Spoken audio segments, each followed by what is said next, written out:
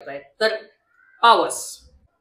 नमस्कार, संध्याकाळचे 8 वाजलेत आणि नेहमीप्रमाणे मी ऋषिकेश पवार आपलं सहर्ष स्वागत करतोय कोकण दर्शन या सिरीज मध्ये.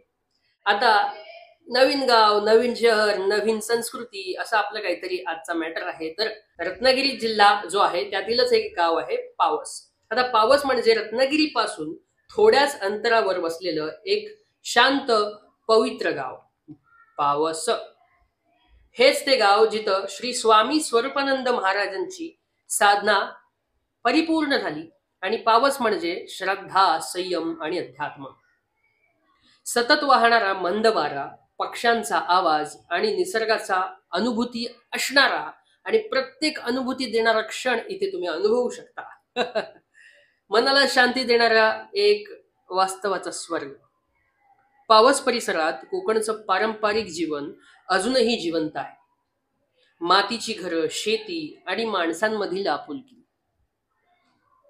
पावसला एकदा भेट दिली की मन शांत होतं आणि सारखं सारखं इथे येऊसं वाटतं. आपण पावसला भेट दिली आहेत का? कमेंट बॉक्समध्ये नक्की सांगा आणि आपल्याला फॉलो करा. धन्यवाद. येवा कोकण आपला जसा.